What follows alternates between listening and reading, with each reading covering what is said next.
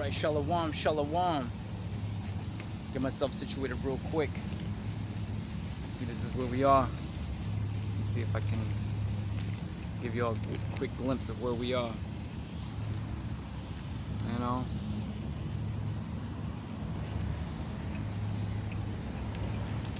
Somewhere like this. Bear with me. I just gotta... I went to Walmart the other day to look for a taller stand, but they're only selling the ones that I have now. I need a taller one, so this can be like right there, you know what I mean? Instead of pointing upwards. That's the best I can do for now. You know? I'm trying to prevent, so when I'm talking, I'm not like this, where you can just see my mouth, you know what I mean? Shalom, Israel. Shalom to the hopeful elect. 144,000. The water Yahweh Shem Yahushai Bahashim Rachak Wadash for this moment. All praises to Yahweh Shem Yahushai. Double honors to my apostles and elders of Great Millstone who teach the Bible correctly. Shalom to the elect and shalom to the elect lady. Today we're going to go over Revelations chapter 8. It's a future prophecy that hasn't come to pass yet, that's on its way. That's what makes the Bible the most powerful book in the world, because it's the only living, breathing organism on the planet that's written in a book.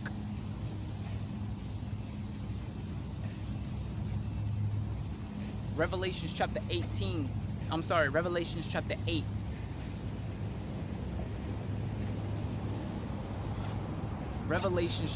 8, let's get it. Future prophecy, it hasn't happened yet, and it's going to happen. The spirit of Yahweh Shem Yahushai is the spirit of prophecy, to say before. The Lord has given us his secrets. He let us know his business. He let us know what's coming down the pipe. That's what makes us his friends. Because he's not going to let anybody let him know what he's doing on the earth and why. But he let his friends know, so you're his friend. Revelations chapter 8 verse 1. And when he had opened the seventh seal, there was silence in heaven about the space of half an hour. So John the Revelator, that was in the island of Patmos, was receiving visions. So by the space of a half an hour, he was waiting for the next vision to arrive. And he that opened up the seal is Yahweh Shai, from the tribe of Judah, a so-called Negro that you see walking here today with melanated skin and woolly hair. That's Yahweh Shai, who the world ignorantly calls Jesus Christ, the only begotten Son.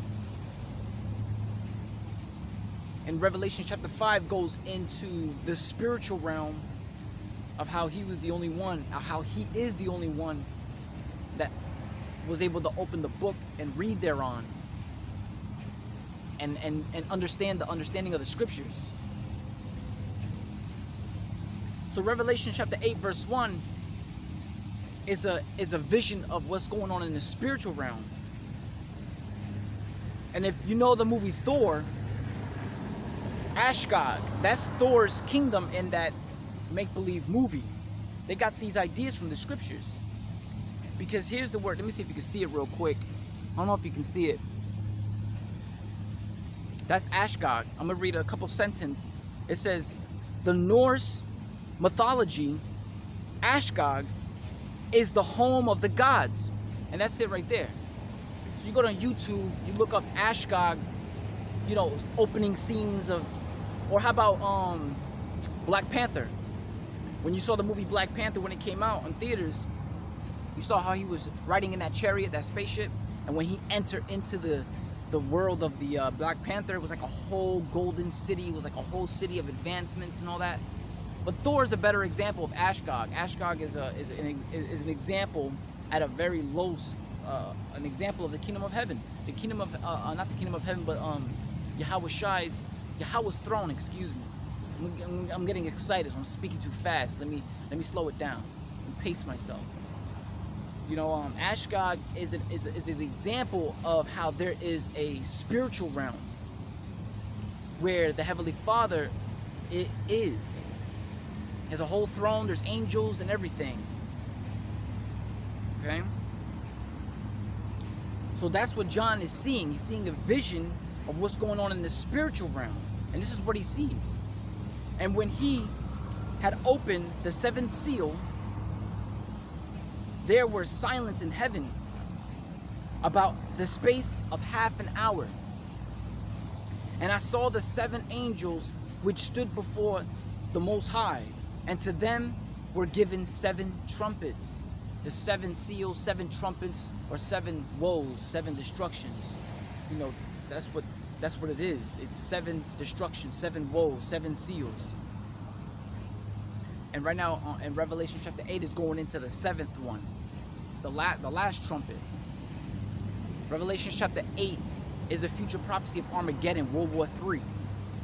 And that's still going to play out in our time. But before World War III happens, we have to go through the collapse of the dollar and the mark of the MOTB, which is the RFID chip, the mark of the beast. This has to take place first before the destruction of Babylon. Alright, so you saw the sign of the MOTB. After the MOTB, eventually, this is going to happen next, the end of the world, And in that poster there, there's nuclear missiles flying from both sides, Russia and America. The whole world it's a world war 3. Okay.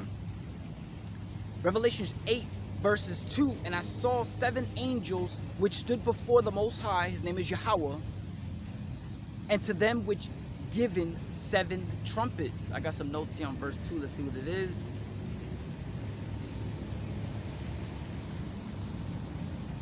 There we go. So the 7 seals, it also represents 7 plagues. And to prove that, Revelation chapter 15 verses 1, and it reads, and I saw another sign in heaven, great and marvelous, 7 angels having the 7 last plagues. There goes that word 7. 7 trumpets, 7 plagues. For in them is filled the wrath of Yahweh. Woo! The wrath of God. Okay? Revelation chapter 8 verse 3. And another angel came and stood at the altar. Remember, this is all in the spiritual realm. This is nothing down here on earth. This is a spiritual realm. So this is powerful. This is a vision from the spiritual realm that exists today. Okay, because when a body dies here on earth, their spirit goes upwards. I remember I seen a video not too long ago. There was a 2 women was in the hospital behind the desk with a computer screen. The computer screen had a camera in one of the patient's rooms, and the patient passed away. And when the patient died on the hospital bed, the camera caught the spirit going upwards, and it freaked out the 2 hospital ladies. They freaked out. They jumped away from the screen and ran away from the screen. Everybody looking at them like, what's going on? You good? What's going on? Why are you freaking out for? Because they witnessed, Yahweh Shemi Shai allowed them to see the spirit of that patient in the hospital bed. It was a black smoke, and it went straight from the body all the way up to that's where we go. We go back to the we go back to Yahweh Shemi Shai in the spiritual realm, which exists. That's why we never die. They said we pass away, life after death. No, it's life after life. We don't die. We just we transfer from this telestial body, this shell, into our celestial body in the heavens that we can't see. Okay, so we never die. The transition seems very uncomfortable, but nonetheless, we never die. It's not life after death, it's life after life. Revelation chapter 8 verses 3, and another angel came and stood at the altar, given the golden censer, and there was given unto him much incense, that he should offer it with the prayers of all saints upon the golden altar which was before the throne. So now what John is seeing in his vision is the prayers of the saints. Angels, they're walking around with, you ever seen the Catholic Church, and the pastor or whatever, they walk around down the aisle with a chain, and at the end of the chain is this bowl with smoke coming out of it, and it kind of tossed like a clock. Well, that's what he's seeing. He's seeing that, and the incense blowing. Those are the prayers of the saints. And we have in the Apocrypha, there's an account. Watch this. Watch this. Here's an example of that. This is Tobit in the Apocrypha, Tobit chapter 12, verse 15, and it reads, I am Raphael. Raphael is one of the angels. Again, this is another vision in the spiritual realm. I am Raphael, one of the 7 holy angels, which presents the prayers of the saints, and which go in and out before the throne of the Holy One. Beautiful. So Raphael, one of the holy 7 angels, presents the prayers of the saints. Back in Revelation chapter 8, verses 3, it says, I'm going to jump straight to the point. And there was given unto him much incense, right? Raphael being one of the holy angels.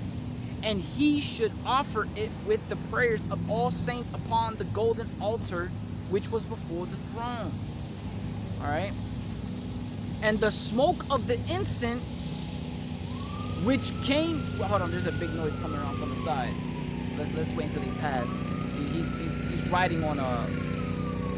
Let's let that pass. So we got the noise of that, and we got the noise of that at the same time. I mean, you know, we'll wait. We, you know. We'll wait. Hey, man, judgment everywhere. Judgment everywhere. Revelation chapter 8, back to the point. And there was given unto him such incense that he should offer it with the prayers of the saints upon the golden altar which was before the throne. Verse 4. And the smoke of the incense which came with the prayers of the saints. Now, who are the saints? The Hebrew Israelites. You so-called Negroes, Latinos, and Native Americans. You are the saints. We'll get more into that. Let's just continue reading verse 4. And the smoke of the incense which came with the prayers of the saints ascended up before the Most High out of the angel's hands. And we just read that in Tobit. Let this go by as well. Yo, it's busy out here.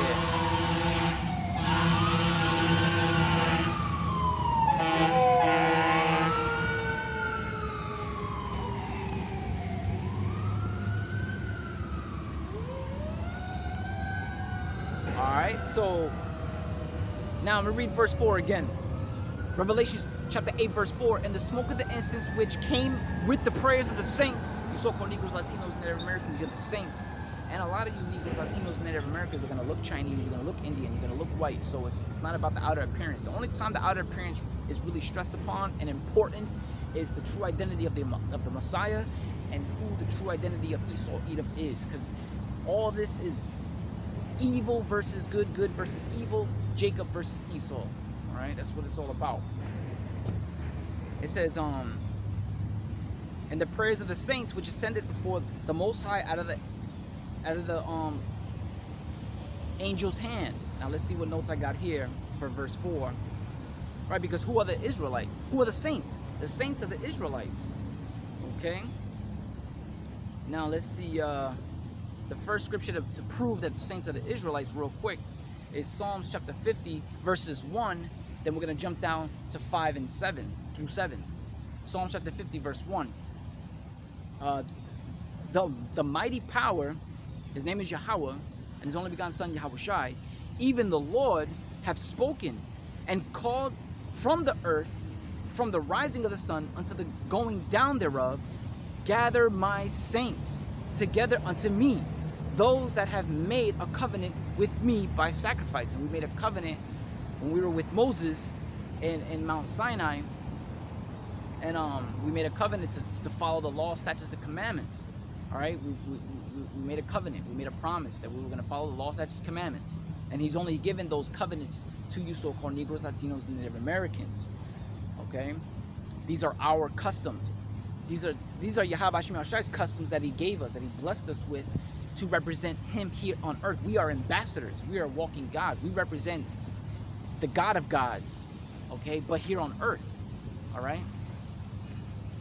It says, jumping down to verse 5 through 7, Psalms chapter 50. Gather my saints together unto me. All right. Those that have made a covenant with me by sacrifice. Verse 6. And the heavens shall declare his righteousness, for the Most High is judge himself. Selah. Verse 7. Hear, O my people. You see, so this is a separation. My people. Not hear, O all people. Hear, O my people. Okay, there's a separation there. I will speak, O Israel. All right, because Israel's a people before it's a place. Because our forefather Jacob wrestled an angel. So we were very strong back in the day. So much so that we were able to wrestle an angel. And the angels are mighty. Okay? And the angel struck his hip and popped his bone out of his popped his bone out of place. And to make a long story short, the angel told Jacob, you're no longer called Jacob, but Israel. Okay? And it says, so back at Psalms chapter 50, verse 7, to prove who are the saints of the Israelites, you so-called Negroes, Latinos, and Native Americans. Verse 7, hear, O my people, and I will speak, O Israel. Bingo. Okay? And I will testify against thee, I am the Most High, Yahweh, even thy power. Okay? Real quick, another one. Who are the Israelites? Who are the saints? Romans chapter 9, verses 2 through 4. That I have great heaviness, this is Paul speaking, that I have great heaviness and continual sorrow in my heart, for I could wish that myself were accursed from Hamashiach, for my brethren, my kindred, according to the flesh. All right, so this is a bloodline thing. It's a bloodline. That's why it's not about the outer appearance, because you can look like a straight up white boy, blonde hair, blue eyes, but you got royal blood in you, because your father's a so-called Negro, Latino, and Native American. Okay? It says, for I wish that I myself could be accursed from Hamashiach for my brethren, my kindred, according to the flesh, who are Israelites. Okay, there you go. So the saints are the Israelites. And watch this. Whom pertaineth the adoption and the glory and the covenants. Key word I want to expound on. The covenants. All right, so when you go back to who are the saints are the one that receive the covenants. Remember that word covenant, going back to Psalms chapter 50 verses 5. Gather my saints. Who are the saints? The Israelites. Right? Gather my saints unto me, those who have made a covenant. All right, fast forwarding it to Romans chapter 9 verses 3 and 4. For I wish I could be accursed for, I'm sorry, I'm getting a little excited.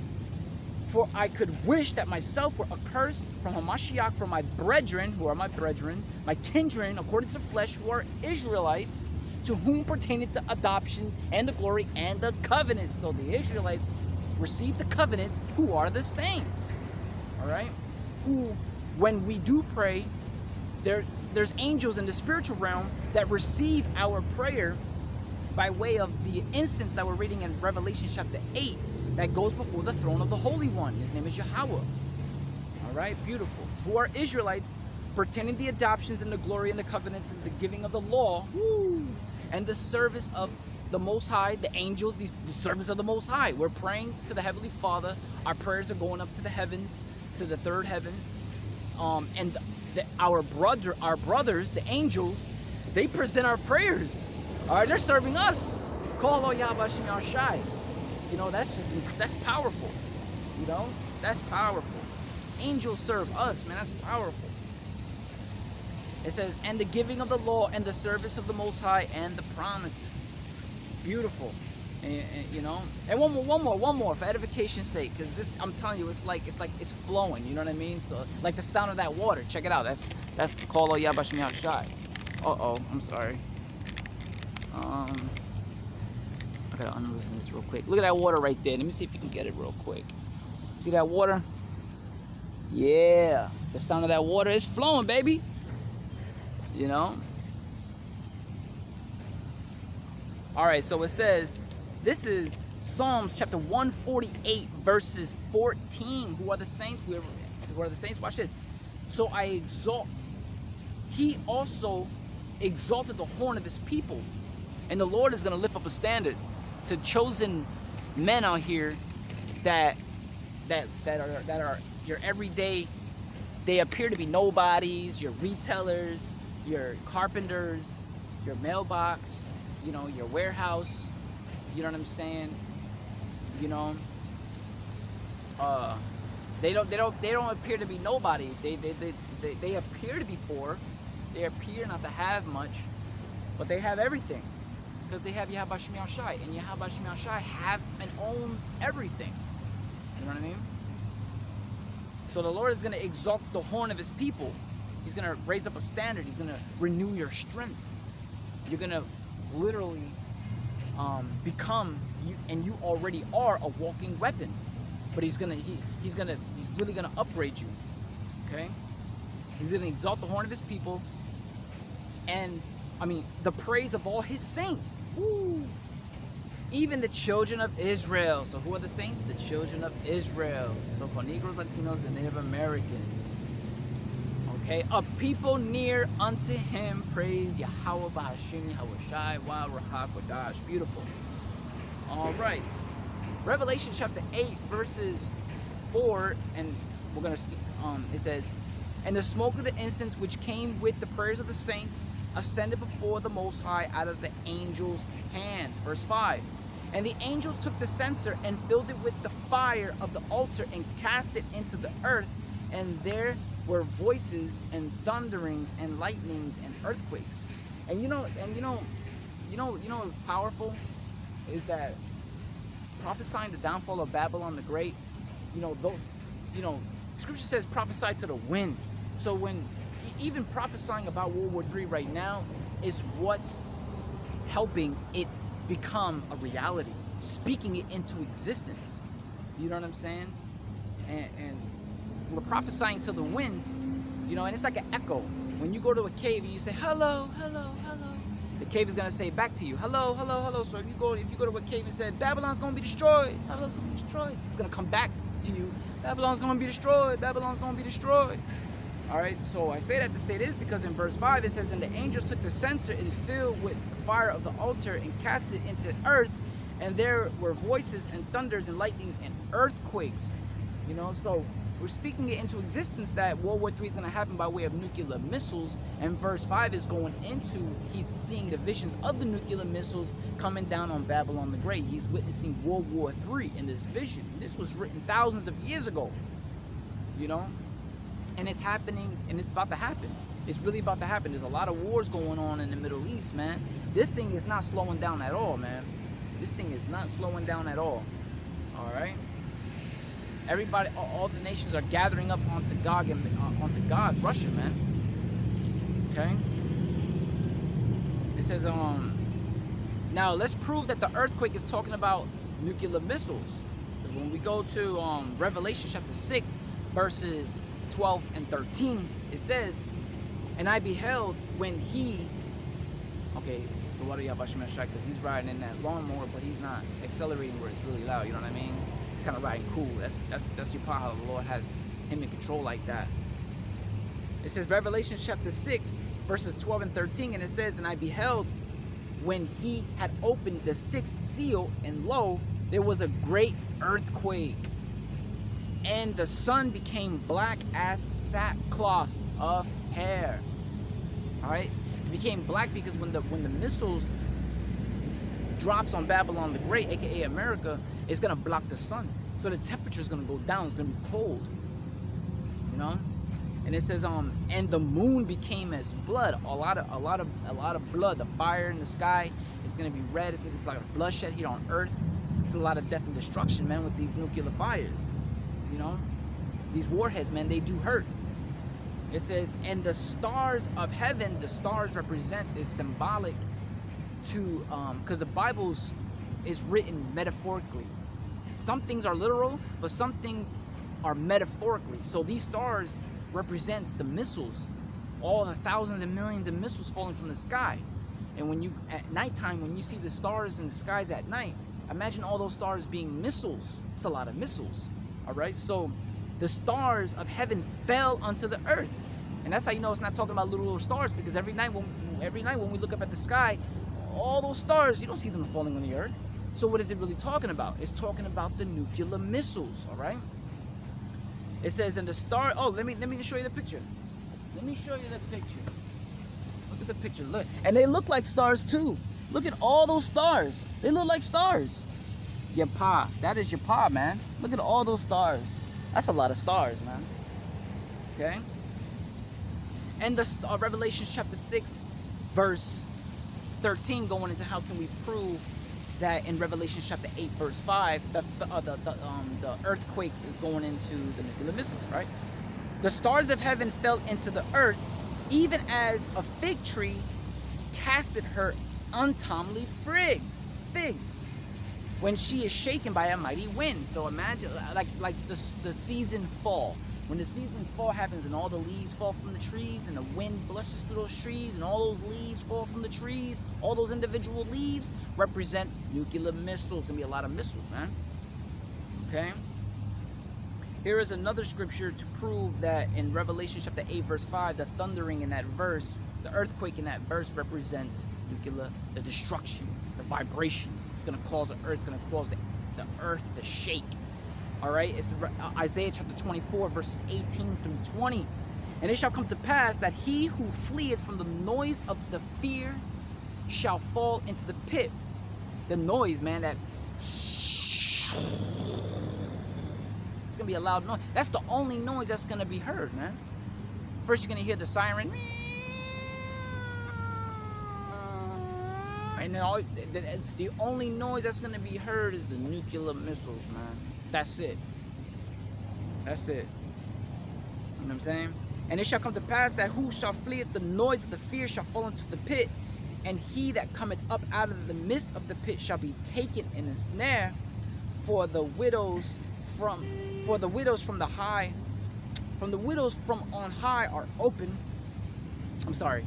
From the windows from on high are open. Yeah, because the Lord's gonna crack those skies. He's gonna come back simultaneously and beam up the elect, and those missiles are gonna get shot from Russia's side up into outer space, and they're gonna come back down through outer space and crack those skies, man. And the windows of the skies are gonna open full of nuclear missiles. From on high are open. The windows from on high are open, and the foundations of the earth do shake. Yo, the earth is gonna shake. Wow, the earth is gonna shake. That is, yo, we need to be on a chariot. That way we don't feel that crazy earth shake, because that is a fearful thing, man. The entire earth shaking. Oh my goodness, yo, that's crazy. That's crazy. We get shooken up when we're driving in our car, and out of nowhere, we kind of, like when you're going 60 miles per hour on the highway. Let's say your rim is kind of bent a little bit, or you need to put the you gotta fix your alignment or something, and your car starts to shake. You get a little freaked out off that little shake. So imagine the whole earth when it shakes off these nuclear missiles. That's scary, man. That's scary. It says Isaiah chapter 24, verse 19, the earth is utterly broken down. The earth is clean dissolved. The earth is moved exceedingly. Wow. And all the missiles are really gonna hit America, Babylon the Great, because it's prophesied. That's where the majority of the missiles are gonna be. And that's why they're created. They're created to destroy Babylon the Great, aka America, because this place is filthy. It is, man. Don't get it twisted, man. Don't get blindsided. Oh, this place is not bad with all the music and the glam and the glitz and the glam and the shiny and the diamonds and the suits and ties and the smiles. Nah, man. There's a lot of shit going on behind the scenes that's really evil and wicked, man, that we don't see. There's a scripture going into, it's a shame to not even speak on the things that we can't see that's done in the dark. Let me see if we can get that real quick. Gotta get that real quick, man. It's a shame to speak on those things that are done in the dark. Woo! Check it out. Ephesians chapter 5, verses 12. It is a shame even to speak of those things that are done of them in secret. So, yo, there's a lot of dark, like the dark web, you know what I'm saying? You know, hospitals like purposely killing patients to salvage their organs, to make a profit. You know what I'm saying? The dark web, man. Kidnapping children and selling them, you know, all the sex trafficking and shit like that. Yo, man, that's not gonna be yo, there's an Edomite dude that had sex with a dog and killed like a bunch of dogs. He raped like 40-something dogs and killed them, made videos and shared it on some kind of fucking app. Excuse my language, but this shit is disgusting. Shared it on some app to like-minded, crazy ass, most likely Edomites out there that are into that kind of activity, man. That article was was uploaded recently online. That's crazy. That's crazy. Hey, but those are the sons of the wicked, man. Hey, those are the sons of the wicked. He's genetically designed to be wicked, man. He represents the wicked, man. Holy shit. Excuse my language, man, but it's I can't fathom that shit. How can you get off on that? You know what I mean?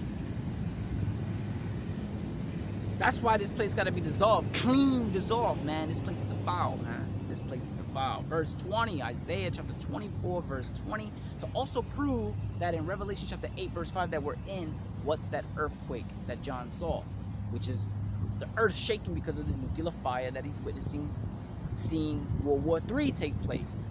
And these visions that was written thousands of years ago, which makes the Bible the only living, breathing organism. For that breeze coming from behind, man. I got a nice breeze in the back of my neck right now. It's nice, cool, because yo, it's a hot one. It says, the earth shall reel to and fro. Yo, the earth shall reel to and fro like a drunkard, and shall be removed like a cottage, and the transgression thereof shall be heavy upon it, and it shall fail and not rise again. Yeah, man. Once this place falls, it's not gonna rise. Yo, this is it. Yo, Esau, this is all you have. This is it. This is your last captivity. I mean, I'm sorry, this is our last captivity. This is your last reign. You're never gonna be on top of the world ever again. You're never gonna fill the world with cities ever again. You're never gonna hurt nobody ever again. Alright? So the Lord's gonna give you, you know, your last little hoorah, you know, to get, you know, to fully be Esau Edom. But that's it. That's it. So, you know, let's see, continuing on. All right, that was verse 5. We'll read it again, and now we're at verse 6. Revelation 8 and 5. And the angels took the censer and filled it with the fire of the altar and cast it into the earth. And there were voices and thunderings and lightnings and earthquakes. Verse 6. And the 7 angels which had the 7 trumpets prepared themselves to sound. You know, and John is really seeing this, man. He's really hearing these trumpets. He's seeing these visions in the spiritual realm. You know, the Lord really got him seeing these wonderful things, you know. Verse 7. And the first angel sounded, and there followed hail and fire mingled with blood.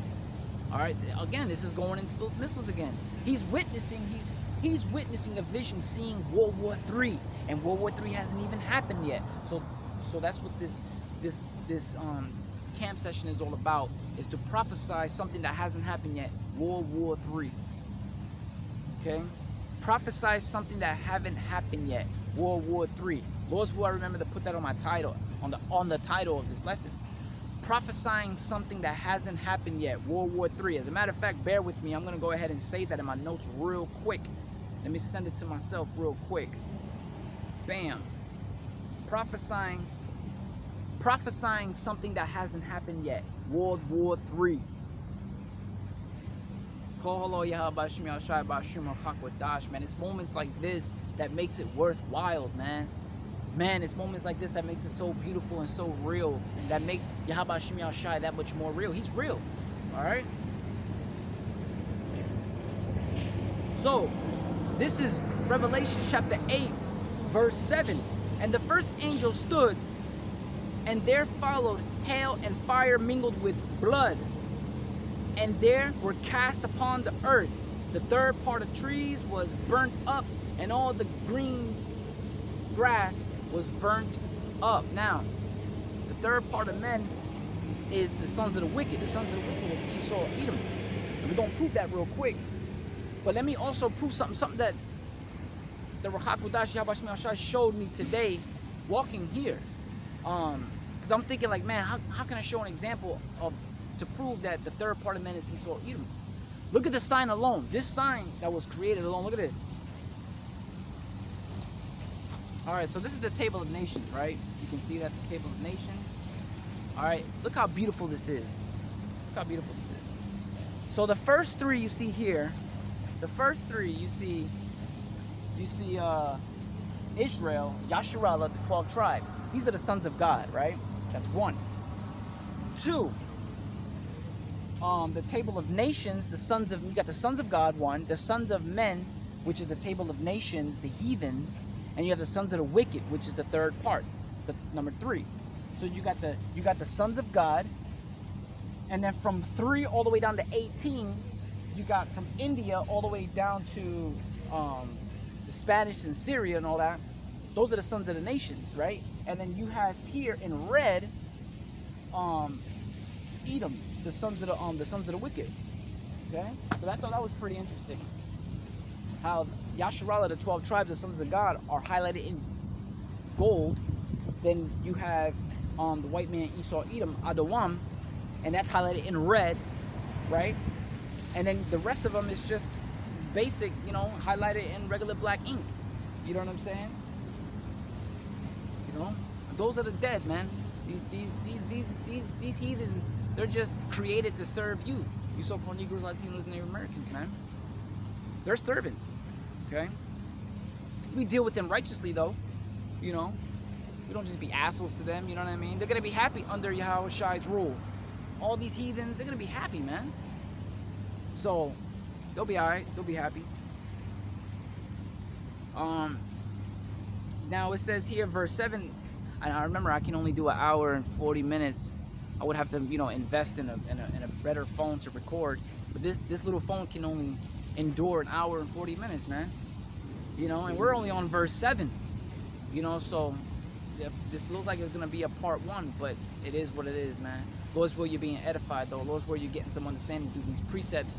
We gain understanding. Okay, Revelation chapter 8, verse 7 again. And the first angel sounded, and there followed hail and fire mingled with blood. World War III, the destruction, death, bloodshed, catastrophe. And there were cast upon the earth. And the third part of the trees was burnt up. And the trees are going to be burnt up, but this is also another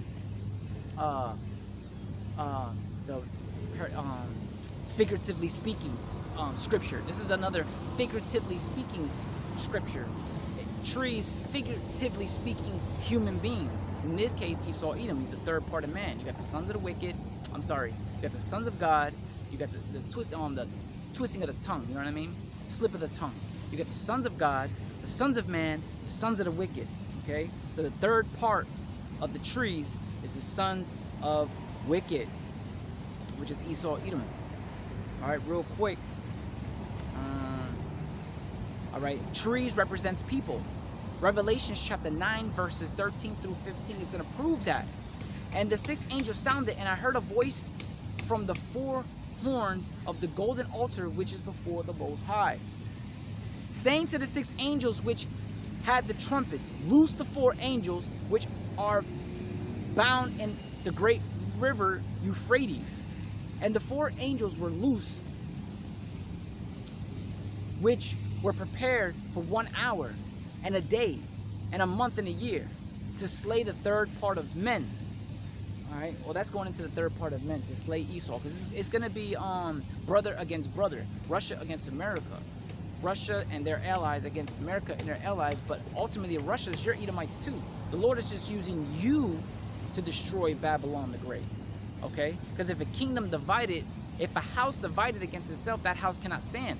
House represents your family, your house, your family line. So if a house divided, if a house represents your family, Esau, the so-called white man, the Russians in America, they're family members at the end of the day. Just because they speak different languages doesn't mean they're not family. They're both white people. They're both Edomites, so-called white. They're really red. You can see the blood through their skin.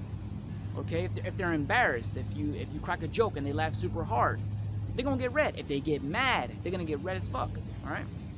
So they're brothers, man. So a house divided against itself cannot stand, man. All right. So the third part of men, to slay the third part of men. That's what Revelation chapter 9, verses 13 through 15, to prove that point. But we're here to prove that other point that I mentioned, how trees are men. Jeremiah chapter 51. Let me see.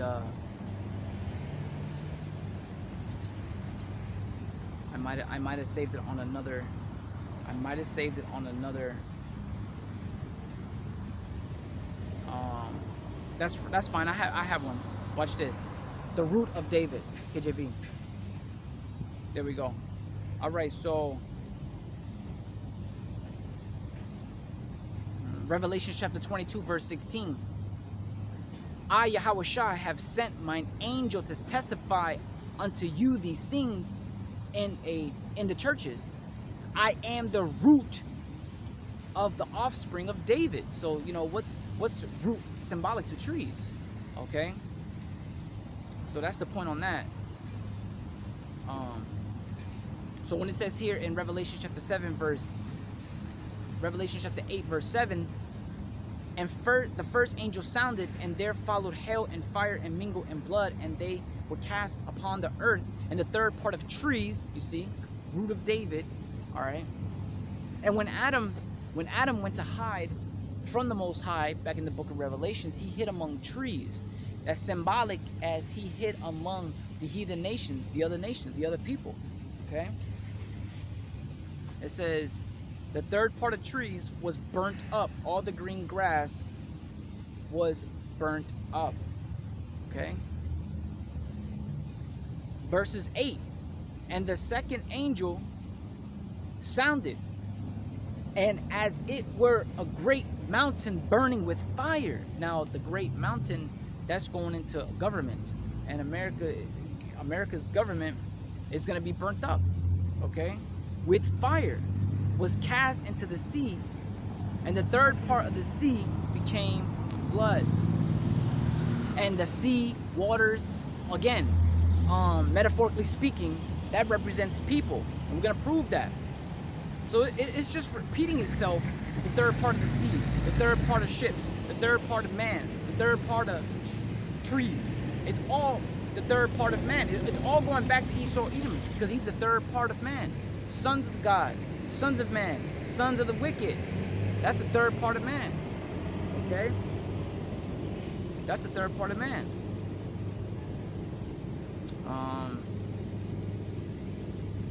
Real quick.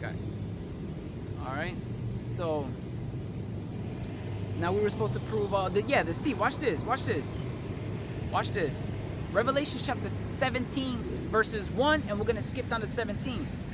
And there came one of the seven angels, which had the seven vials, and talked with me, saying unto me, come hither, I will show unto you the judgment of the great whore, which is Babylon the great whore, all right, which is America. It says that sitteth upon many waters. Okay, sitteth upon, now remember, sitteth upon many waters, because when verse 8 in Revelation chapter 8, verse 8, it says, and the second angel sounded, and as it were a great mountain burned with fire, was cast into the sea. Was cast into the sea, and the third part of the sea became blood. All right, so there you go. Watch this. The great, and back in Revelation chapter 17, verse. I'm just excited. I'm sorry. I'm just excited because, you know, when you gain understanding, you get happy. You know, happy is the man that gaineth understanding. Happy is the man that finds wisdom. You know, because this is true treasure. This is treasure right here, man. There's a lot of gold over here, man. Got a all-you-can-eat buffet right here. It's just exciting.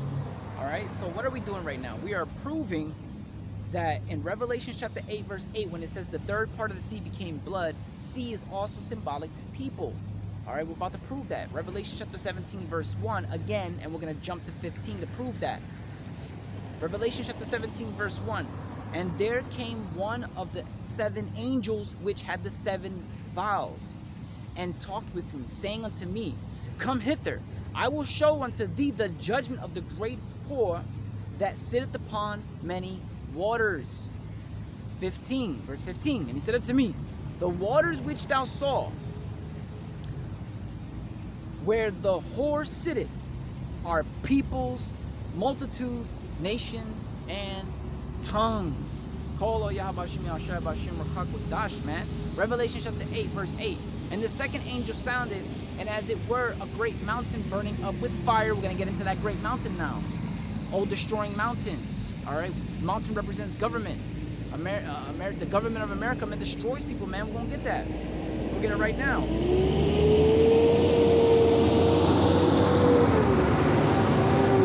Oh, hey, that truck said the word Titan on it.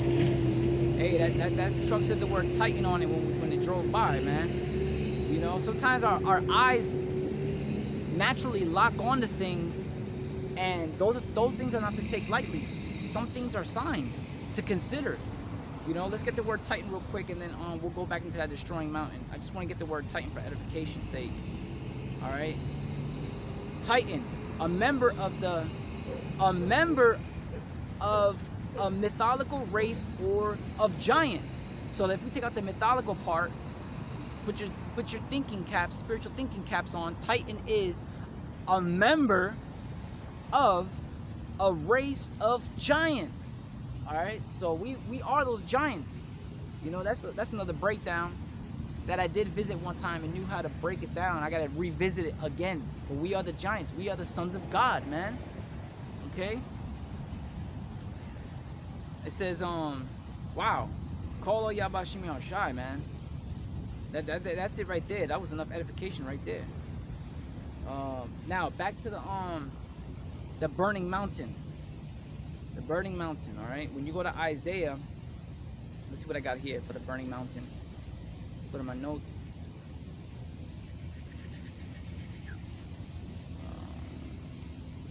Well, we already did that.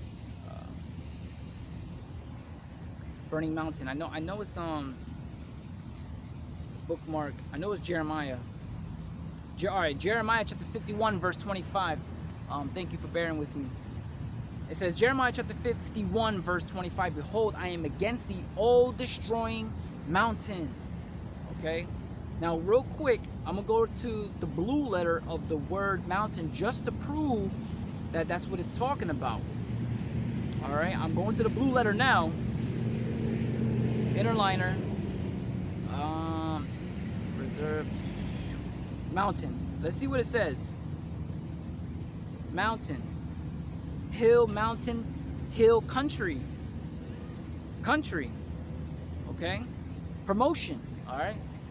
There's a lot of promotions in, you know, hill country. And what's in a country? What governs a country? A government. Okay? It's figuratively. All right? Let's see if we have any root words. Mountain, hill, country. Okay? Alright. Even if you look at the 5G summit, you know, that has a mountain on it. But continuing on, alright, so the mountain represents governments. That's what it represents. And the Lord is talking about this, Jeremiah 51 and 25. Let's read it again. Behold, I am against the old destroying mountain, saith the Lord, saith Yahweh, which destroyeth all the earth. Now, who's ruling the planet? America right now is on top. Okay? Really the small hats. Alright, but they're all the same people, man. They're all Edomites, man. Amalekites, Edomites. Alright? Old destroying mountain that destroyed the whole earth. And they destroy the whole earth with their policies, man. LGBTQ community approval. They put a stamp on it. You know what I mean? That shit running rapid. You seen what happened in the Olympics? You know, that shit crazy. You know, that shit backwards, man. It says, and I will stretch out my hand upon thee, and roll thee down from the rocks, and I will make thee a burnt mountain. Woo! Alright? I will make thee a burnt mountain. Let's go back to Revelations real quick, because I got another precept for you for that burnt mountain, to prove that their governments are destroyed the whole earth. All right. But real quick, Revelations 8:8, because that's where we are. And the second angel sounded, and as it were a great mountain burning with fire. That part right there. And we just read in Jeremiah 51 what that burnt mountain is. That's the government. All right, America's government. And I got some notes. Isaiah chapter 14 verses 5 and 6 is going to show that this burnt mountain that destroyeth the nations, that destroyeth the whole earth, because how they rule, how they do shit, man. This is a wicked government, man. Isaiah chapter 14 verses 5 and 6, and it says, the Lord Yahweh have broken the staff of the wicked. All right, he's broken their power structure.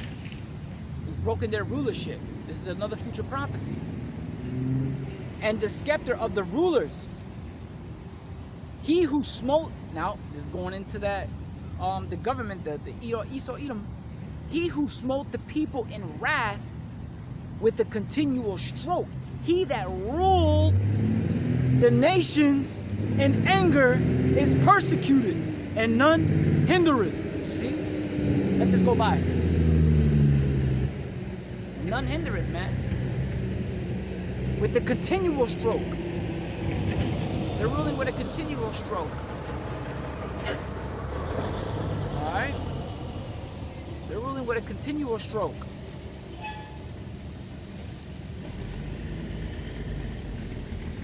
Alright.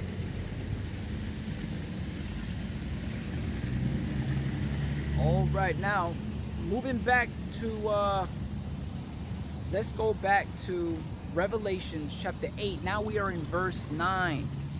Now we are in verse 9. I hope you're getting understanding. You know, I hope I'm not speaking too fast for any of you hopeful elect out there, you sheep. Alright, the Lord's little ones. If you have to rewind some of this after it's uploaded to gain some understanding, you know, follow these precepts, man. You'll gain understanding. Write these precepts down. Revelation chapter 8 verses 9. So far from 1 through 8, we see that John the Revelator is getting these visions from the spiritual realm. He's seeing how the angels present the prayers of the saints through the incense, and now he's seeing the missiles and how they're being symbolic for stars and figs on trees, and now he's seeing how it's shaking the earth, and the earth is shaking and all this death and destruction. World War III, that's what he's seeing. All right, now we're in verse 9, Revelation chapter 8 verses 9. And how it's going into how the third part of the tree seas is filled with blood, and the third part of these things are Esau Edom, the sons of the wicked. And real quick, let's get the sons of the wicked real quick. They're the third part of men. I got them right here. Watch this notes. It says my favorites, who are the wicked, and Isaiah chapter 60, Malachi chapter 1 verses 4. It's got to be it. Let me see. The border of wickedness. Yeah, Malachi chapter 1 verses 4. The water Yahbashim Yashai, Bashim Rakakodash. We're going to start at verse 1. Malachi chapter 1 verses 4 is the point. We're going to start at verse 1. And the burden of the word of the Lord to Israel by Malachi. I have loved you, saith the Lord, yet ye say, wherein hast thou loved us? Was not Esau Jacob's brother? So in this verses 1 through 4, the target is Esau, right? It says, was not Esau Jacob's brother, saith the Lord? Yet I love Jacob. And the Lord just said he loves us, man. The Lord loves us. It says, yet that's why we're not, when we feel like, you know, like we're not, bro, this society wasn't built for us to prosper, and, you know, this is Esau's kingdom, man. This is for him to win. That's why statistically, you know, as a whole, the nation of Edom is prosperous in this country and in this kingdom, because this is his kingdom. We built it for theirs, And now they gain now they reach a certain height and riches and all that. Over time, through prophecy, we're not under a physical yoke of iron now. Now we're under a mental chains of slavery, and now we can get jobs, now we can make money, you know what I'm saying? So don't let that fool you thinking that, this is your kingdom and you can here to prosper and shit like that. No, just maintain day by day. Just maintain, pay your bills, go to work, lay low, just maintain, but just remember, this is not your rest. We're just passing through. Lord, will we be a part of that number? We're just passing through. So don't waste your time trying to get all rich and shit. If the Lord bless you with a job, you're able to pay your bills, that's all you need, man. That's all you need from the Matrix, man. And then the rest of your leisure time, spend time with the Lord, getting right with the Lord, starting with me first and foremost, man. It says, Malachi chapter, I'm going to go straight to the point. Malachi chapter 1, verses 4. And it says, whereas Edom said, we are impoverished, but we shall return and build the desolate places. Ancient Rome was destroyed. America's the new Rome. So they were destroyed, now they built up way bigger than before. But only for the Lord to tear them down anyways. It says, where Edom said, we are impoverished, for we will return and build the desolate places. Thus saith the Lord Yahweh of hosts, they shall build, but I will throw down. By way of sending his only begotten son and the fathership, the other chariots that are going to follow and put laser beams through these buildings, 144,000 men, they're going to be changed in the twinkling of an eye. They're going to help conquer the world, to have dominion over the people. And the nuclear missiles are going to destroy this place and bring Esau down. Alright? It says, they shall build, but I will throw down. They shall be, they shall call them the border of wickedness. See? So who's the border of wickedness? Esau, Edom, the third part of man. Alright, beautiful. So going back to Revelation chapter 8, we're gonna skim through 8, and we're in verse 9. Revelation chapter 8, verse 8, because we broke that down, right? Going into the burnt mountain and going into the sea, how it represents people. The third part of stuff like that represents Esau, Edom.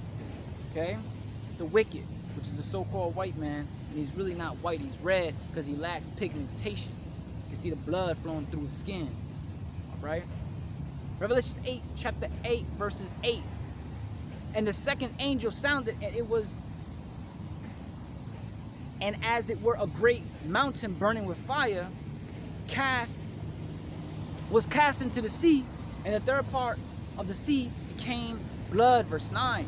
And the third part of the creatures which were in the sea and had life died, and the third part of the ships were destroyed. See, World War III, man. So Esau, Edom's warships, they're going to be destroyed. The animals, the actual animals in the sea as well are going to be destroyed. Not throughout the whole world, but namely around here in Babylon the Great, right here in America, man. Because the water's going to get polluted. They're going to suffocate underneath the water. The ships are going to be destroyed. I mean, this is going to be a catastrophe. This is going to be, the whole world is going to shake. Okay? This is going to be the real, like, ain't no jokes. It ain't no joke. Alright? Verses, now we're in verse 10. It says, and the third angel sound, and there fell a great star from heaven. And earlier we read that in the book of Revelation somewhere earlier, how the stars fell from heaven, remember?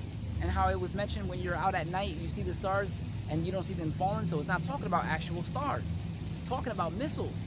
Back in Revelation chapter 8, we are in verse 10. And the third angel sounded, and there fell a great star from heaven, burning as it were a lamp. And it fell upon the third part of rivers and upon the fountains of waters. And we've already discussed and broke that down, what that figuratively speaking means, man. Nations, peoples, and tongues. The waters. Okay? So again, the last three verses, 8, 9, and 10, is just pretty much repeating itself in different ways, going into the falling of these missiles, destruction, death, World War III. And that today when we woke up, When you woke up, when I woke up, when the whole world woke up, we are that much day closer to what we're reading today. All right, this is a future event that hasn't happened yet, man. World War III is on its way, man. That's why it's hard to get mirth. It's hard to, shall ye make mirth? It's hard to be in the spirit of mirth. You know, there's a balance. We're not pissed off all the time. We're pissed off most of the time. You know what I'm saying? But we're not happy all the time. That's off. If you're happy, all that's off. You know? Now, continuing on. This is Revelations chapter 8. Now we are in verse 11. And the name of the star is called Wormwood. And the third part of the water became wormwood. And many people died of the waters because they were made bitter. All right. So in World War III, it's gonna pollute the water. All right. And some people, you know, let's say a nuclear missile hits, I don't know, a state in America, right? But it doesn't hit another state, where that state kind of survives. You know what I'm saying? For a second, just an example, you know, and then it's gonna cover the sun. It's gonna mess up the atmosphere. It's gonna, and the water's gonna get polluted. Pretty much is what I'm trying to say. The nuclear missile is gonna pollute the water. Is what I'm trying to say. Okay? If once this place is touched with nuclear missiles, ain't no other states gonna survive. All this shit gonna be burnt to crisp to ashes. Okay? Only your cockroaches, your owls, your dragons, you know, they're gonna survive in here, and you know they're gonna live here. All right, but the nuclear missiles polluted the water, is what this is saying. All right, because when you go into the word wormwood, wormwood means make them bitter, contaminated. All right, so that's what now John the Revelator is seeing the ocean being contaminated. You know, it's contaminated, and it's already contaminated already. So now it's gonna be even more contaminated. You know what I'm saying? Let me see. And here's an example back in Exodus chapter 15, verses 22 through 24, going into that contaminated water. Here's an example of what happened in the past with contaminated water. So Moses brought Israel, Revelation chapter 15, verses 22 through 24. So Moses brought Israel from the Red Sea, and they went out into the wilderness of Shur. And they went 3 days in the wilderness and found no water. And when they came to Mara, I don't know how to pronounce that, or Macha, I don't know how to pronounce that, they would not drink of the water of Mara, for they were bitter. And that's why it's called Mara, because Mara means bitter. Therefore the name of it is called Mara. Okay? And the people murmured against Moses, saying, what shall we drink? And when you read on, it goes into, there was a miracle that took place that day. You know, roughly paraphrasing, he took a branch full of leaves and struck the water, and it became clean, where they was able to drink it. Okay? So, moving on. So that's now he saw the vision of how the nuclear missiles called the waters to be polluted. All right, let me see how much we got here. Oh, hour and 3, we got plenty of time. All right, it says verses 12. You know, as a matter of fact, there's only 13 chapters there's only 13 verses in this chapter. For some reason I thought there was 24. Revelation chapter 8, verses 12. And the fourth angel sounded, and the third part of the sun was smitten, and the third part of the moon, and the third part of the stars, so as the third part of them was darkened. You see, so them going into people who Esau Edom, the so-called white man, is really the red man. Okay, he's the son of the wicked. All right, now this verse is pretty special. This is a special verse. All right, it says, watch this. So as the third part of them were darkened, and the day shone not for the third part of it, and the night likewise. Now this is another, figuratively speaking, when it says the third part of the moon, the third part of the sun were shaken and darkened, that's symbolic and represent to wisdom and understanding. So Esau's wisdom and understanding has been shaken. He doesn't know how to All he knows is to run to his bunkers. He's scrambling. He doesn't know what to do. He's just running to his bunkers, afraid and shook. He's been darkened. All right. He doesn't know how to get out of this situation. Because once they click those buttons, they ain't coming back. Once they're shot, they ain't coming back. That's going into the book of the Apocrypha, goes into how the hours. Once the arrows are shot, they ain't coming back. All right. And we're gonna get into this. You know, the beloved apostle Tahar, Gabar, Ramlab, and there's another one, man. I always forget his name. There's two more. I always forget the name. Racha, and there's another one. He got glasses and he got a green garment with like a gold around here and the gold on the shoulder. I forgot his name. He got glasses.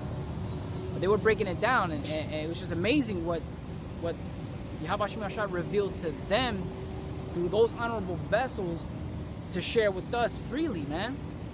Revelation chapter 8 verses 12 is such a special scripture. You know, this is gonna taste good right here. Watch this. Let's prove that the sun and the moon are wisdom and understanding, and how their wisdom and understanding is gonna be shaken and darkened, and I know what's gonna do. The first verse you can prove is Ecclesiastes chapter 8 verses 1, and it says, "Who is as a wise man, and who knoweth the interpretation of a thing? A man's wisdom."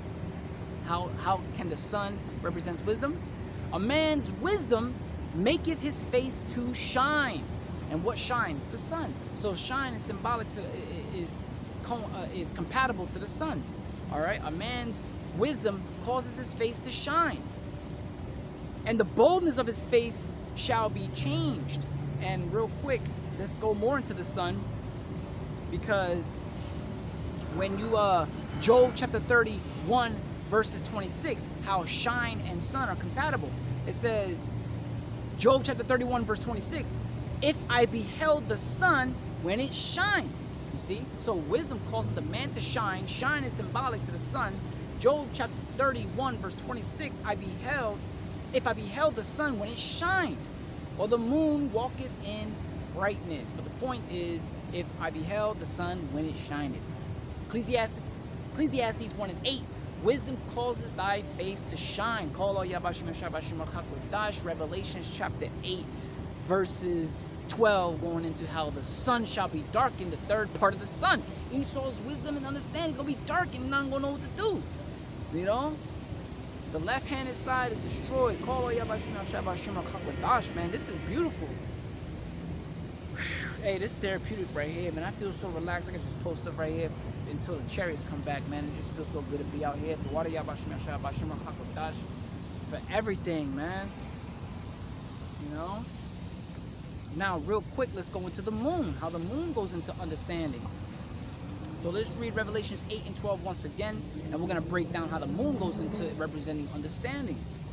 Revelation chapter 8 verses 12, "And the fourth angel sounded, and the third part of the sun was smitten." So we got the understanding that sun represents wisdom, and how his wisdom is going to be shaken when the catastrophe occurs. And his wisdom is already shaken, man. They're bending over backwards trying to make this queendom stand. You know? But, man, it's slowly crumbling. It's slowly crumbling, man. It really is, man. This place is truly divided, man. There's still reoccurring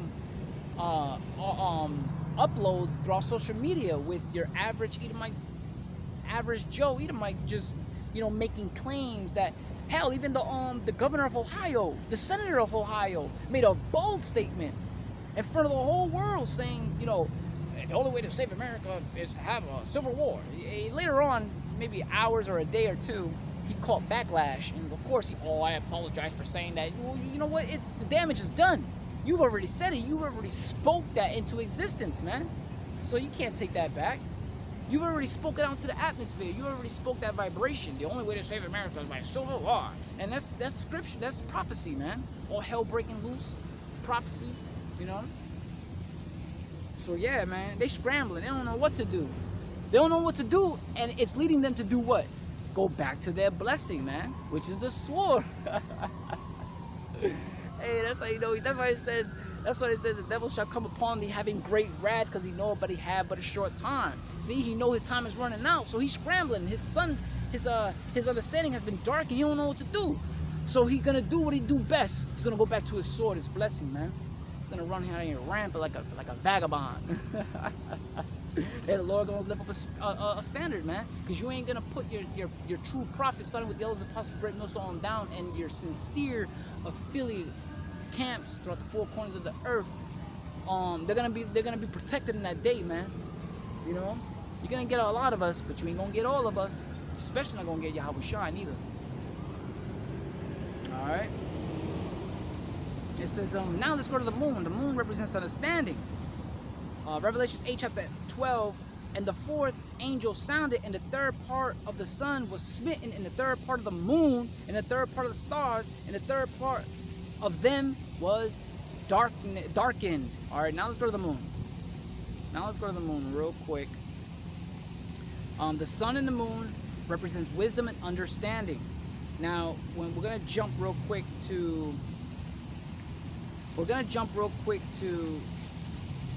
Revelations chapter, right there, Revelation chapter 12 verses 1, because there's a moon verse in there, right? Let's get this real quick. Revelation chapter 12 verses 1, it's all going to lead to the moon representing understanding. Revelation chapter 12 verses 1, and there appeared a great wonder in heaven, a woman clothed with the sun and the moon under her feet, and upon her head was a crown of 12 stars. The 12 stars represents the 12 tribes of the nation of Israel, the 12 sons of Jacob. The 12 tribes of Israel. All right. Jacob had 12 sons. All right. Judah all the way down to Issachar. That's what the 12 stars are. And the woman represents us. We are the woman, because when you go to Jeremiah chapter 6 verses 2, I have likened the daughter of Zion unto a comely and delicate woman.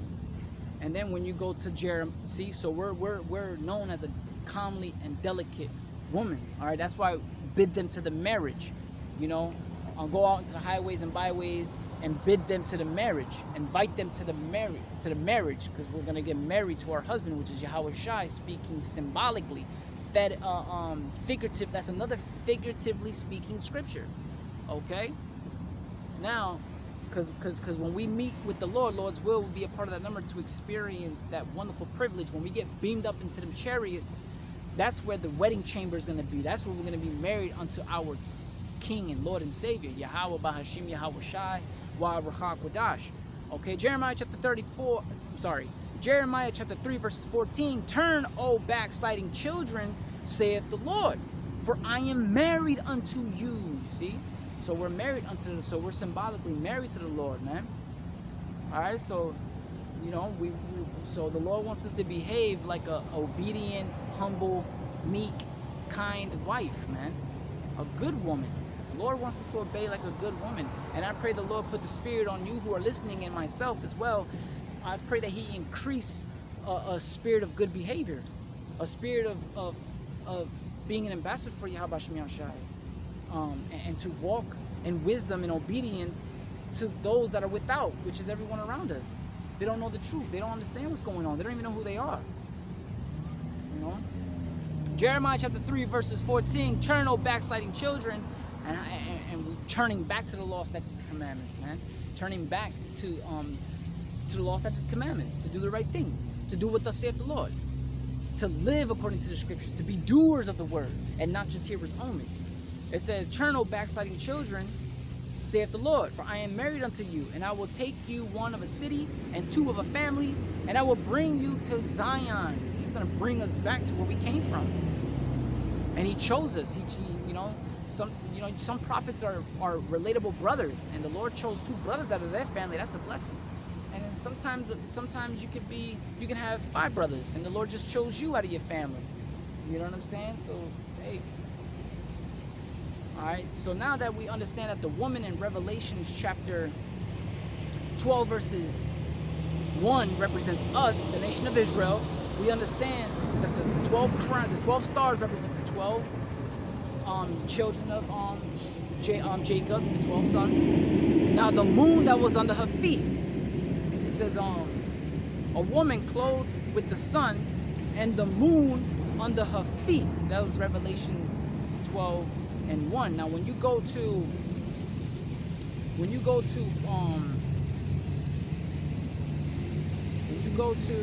Job chapter,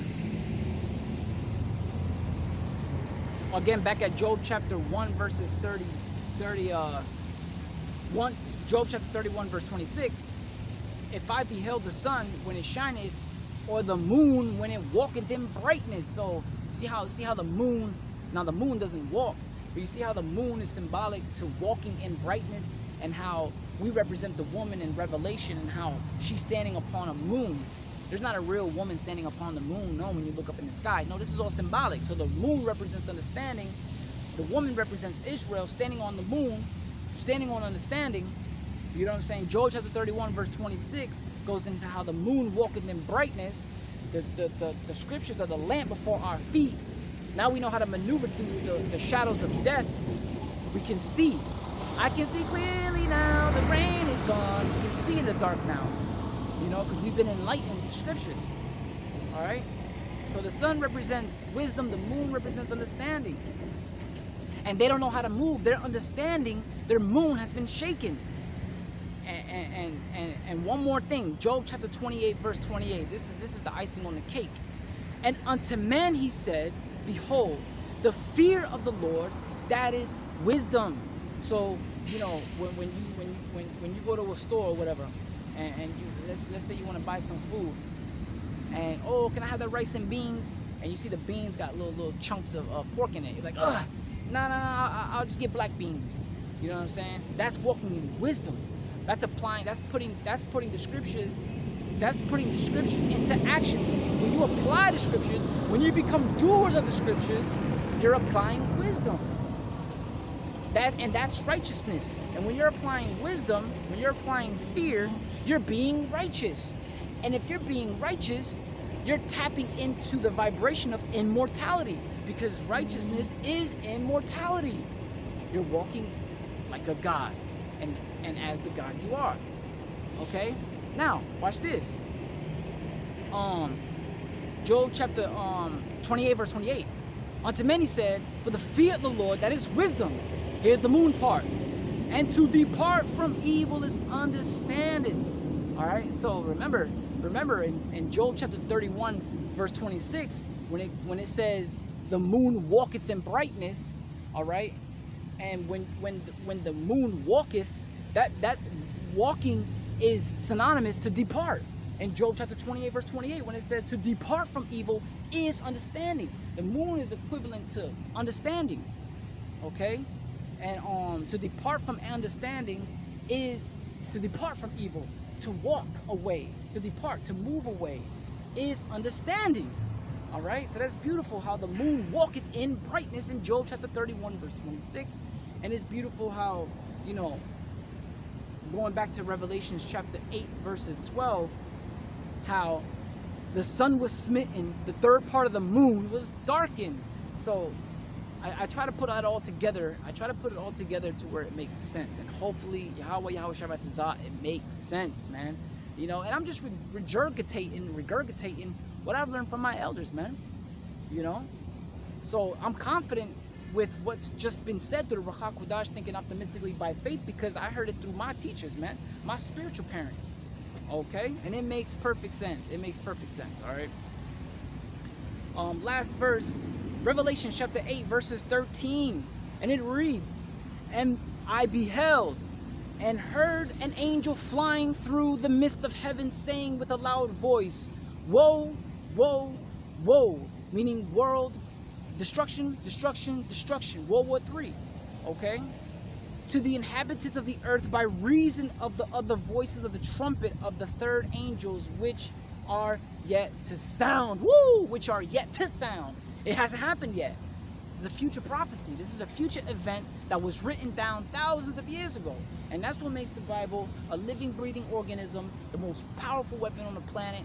And you know, hey, it's going to stand forever. His words, his laws, statutes, and commandments endure forever. Lord's will, you were edified. Revelation chapter 8, understanding the breakdowns of Revelation chapter 8 All praises to Yahweh, Bahashim, Yahawashi, Bahashim, Rahakwadash. Double honors to my apostles and elders of Great Millstone who teach the Bible correctly. Shalom to the elect, 144,000 hopeful elect, and shalom to the elect lady, Abba Babal, shalom.